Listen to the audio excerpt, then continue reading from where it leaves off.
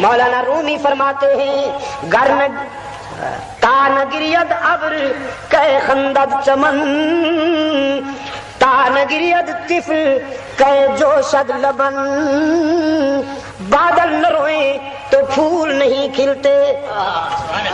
یہ بارش کا ہونا بادلوں کا رونا قرار دیا، وہ شاعرانہ استعارہ ہوتا ہے نا. فرمایا بادل جب روتے ہیں تو پھول کھلتے ہیں، جب پنگھوڑے میں بچہ روتا ہے تو اسے دودھ ملتا ہے، اور جب فرش پہ گناہگار روتا ہے تو اللہ کی رحمت عرش سے اس کی دستگیری کو آتی ہے.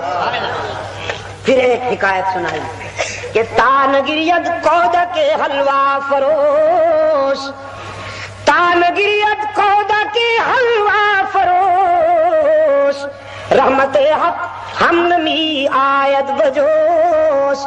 وہ حلوہ بیچنے والا لڑکا نہ روتا تو اللہ کی رحمت کیسے جوش میں آتی.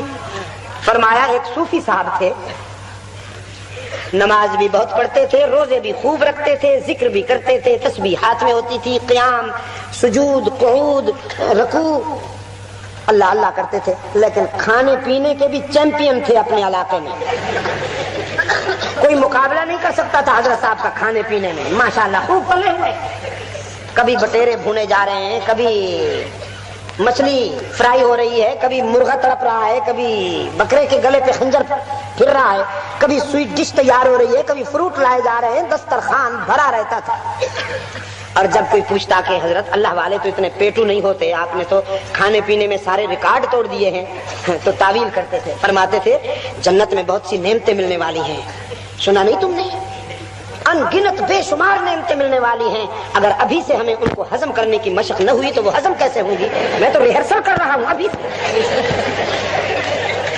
تعویل کے تو بادشاہ ہوتے ہیں. اب اس قدر خوش خوراکی کے لیے جیب تو کفالت کر نہیں سکتی تھی، قرضہ لینا پڑتا تھا حضرت صاحب کو. علاقے والوں کے مقروض رہتے تھے. طبیعت خراب ہو گئی، بیمار ہو گئے حضرت، اور سنجیدہ بیمار ہو گئے. قرض خواہوں نے سوچا حضرت کی طبیعت بہت خراب ہے، کہیں حضرت کے ساتھ ہمارے قرضے کی رقم بھی مدفون نہ ہو جائے، لحد میں نہ اتر جائے، تو جاؤ ذرا تقاضا کر لو، قرضہ تو مل جانا چاہیے. قرض خواہ اکٹھے ہو کر آئے. حضرت نے جو دیکھا قرض خواہ آ رہے ہیں، چادر تان کر سو گئے، سکوت مرگ طاری کر لیا. قرض خواہ قریب آئے، انہوں نے سلام کیا، کوئی جواب نہ ملا. قریب آ کے اور اونچی آواز سے کہا حضرت السلام علیکم، لیکن نو رسپانس، کوئی جواب نہیں. سرہانے کے قریب بیٹھ گئے، ایک دوسرے سے باتیں کرتے کرتے کہنے لگے بھائی یہ قرضہ ضرور ادا کر دینا چاہیے. اللہ کے رسول صلی اللہ علیہ وسلم کا ارشاد ہے اگر کوئی مقروض مر گیا تو اس کی ساری عبادت، سارا علم، ساری ریاضت، سارے سجدے، ساری تسبیح قرض خواہ کے کھاتے میں چلی جائے گی، وہ تو خالی ہاتھ اٹھے گا.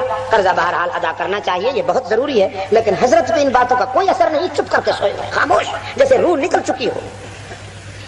اتنے میں گلی سے آواز آئی حلوے والا آ گیا، تازہ حلوہ لے لو. حضرت نے چادر ہٹائی، فرمایا اس کو بلا لو. حلوے کا نام سنتے ہی ہوش میں آ گئے، اس کو بلا لو. لڑکے کو بلا لیا گیا. حضرت اٹھ بیٹھے، فرمایا کتنا حلوہ ہے تمہارے پاس؟ بچے نے کہا ٹرے بھری ہوئی ہے، پورا تھال بھرا ہوا ہے. آپ تو میرے فرسٹ کسٹمر ہیں، میں تو بونی آپ سے کرتا ہوں، پہلے گاہک تو آپ ہی ہوتے ہیں، فرمائیے کتنا چاہیے؟ حضرت نے فرمایا یہ سارا حلوہ یہ جو لوگ بیٹھے ہیں ان کو کھلا دو. بچہ بڑا خوش ہوا، گھر گھر پہ جا کے بیچتا. شام ہو جاتی، ایک ہی جگہ سارا حلوہ بک رہا ہے. وہ قرضہ بھی خوش ہوئے کہ قرضے کی رقم ملتی ہے یا نہیں ملتی. لقمہ تر تو میسر آیا. بھاگتے وہ نہیں بھائی چور کی بات نہیں ہو رہی، بھاگتے صوفی کا حلوہ ہی غنیمت. خوب خوب حلوہ کھایا، پہلو بدل بدل کے حلوہ کھایا. حضرت نے بھی تناول فرمایا جب حلوہ کھایا جا چکا، تھال خالی ہو گیا، تو حسب سابق حضرت نے چادر تان لی، پھر خاموشی اختیار کر کے سو گئے. وہ لڑکا کھڑا ہے انتظار میں کہ ابھی حضرت پیسے دیں گے. دیر تک جب کچھ نہ ملا تو کہنے لگا حضرت وہ میرے پیسے؟ کوئی جواب نہیں ملا. ذرا اونچی آواز سے کہا جی وہ میرے حلوے کے پیسے؟ کوئی جواب نہ ملا. پاؤں چھو کے ہلایا، حضرت وہ میرے حلوے کے پیسے؟ کوئی جواب نہ ملا. جو لوگ قرضے والے بیٹھے تھے کہنے لگے برخوردار ہم کورس میں ڈیمانڈ کر کر کے تھک گئے، ہماری تو سنی نہیں جاتی، تیری یہ ننھی ننھی چوں چوں کون سنتا ہے بیٹا؟ ان اللہ مع الصابرین پر عمل کرو، صبر کرو، آج کچھ ملنے کا نہیں ہے، حضرت صرف لینا جانتے ہیں، دینا نہیں جانتے۔ لڑکا تھا، بچہ تھا، افسردہ ہو گیا، آنکھیں بھر آئیں، پہلے آنسو آئے، پھر آہیں، پھر سسکیاں، پھر چیخیں، پھر دھاڑیں شروع ہو گئی، پھوٹ پھوٹ کر رونے لگا، مجھے تو ماں مارے گی، باپ کے جوتے پڑیں گے، میں تو حلوہ بیچتا ہوں، 4 پیسے بنتے ہیں، گھر میں جاتا ہوں دال روٹی بنتی ہے، اب جب خالی ہاتھ جاؤں گا تو ماں مارے گی، باپ مارے گا، میں انہیں کیا جواب دوں گا؟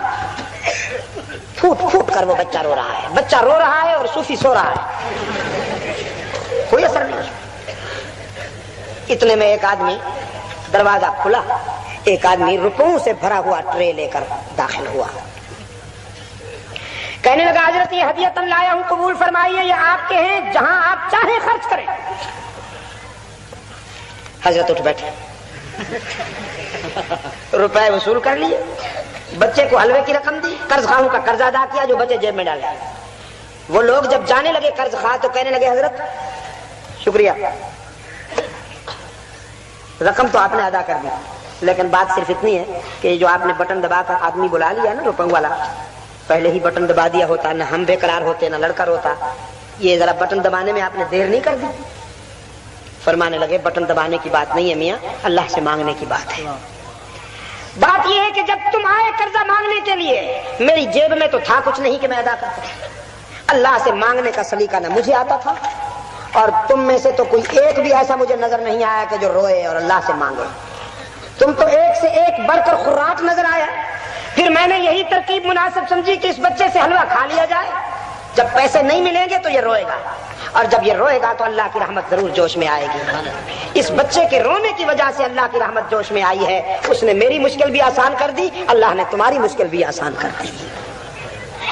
میاں وال راجا کے دوستو یقین کیجئے، ہمیں مانگنے کا سلیقہ نہیں آتا، ورنہ اللہ کے خزانوں میں کمی نہیں ہے، اس کی دین میں بھی کمی نہیں ہے۔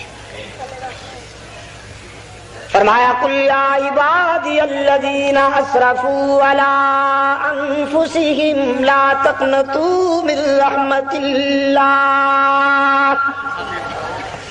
واشی بن حرب نے رحمت عالم صلی اللہ علیہ وسلم کے دستے حق پرست پر ہاتھ رکھ کے ایمان اور اسلام قبول کر لیا، کہنے لگا اللہ کے رسول آج کے بعد میں آپ کے رضا کاروں میں جیوں گا، ہر سانس آپ کی اطاعت میں گزرے گی۔ رحمت عالم صلی اللہ علیہ وسلم نے بازو کھول لیے، فرمایا آؤ باشی میں تجھے مبارکباد دیتا ہوں، آج تیری جہنم جنت سے بدل گئی۔ قرآن کریم نے فیصلہ کیا آج کے بعد واشی صرف واشی نہیں کہلوائے گا، رضی اللہ تعالی عنہ کا کریڈٹ ملے گا۔ صحابہ کے نام کے ساتھ کیا کہا جاتا ہے؟ اونچی آواز سے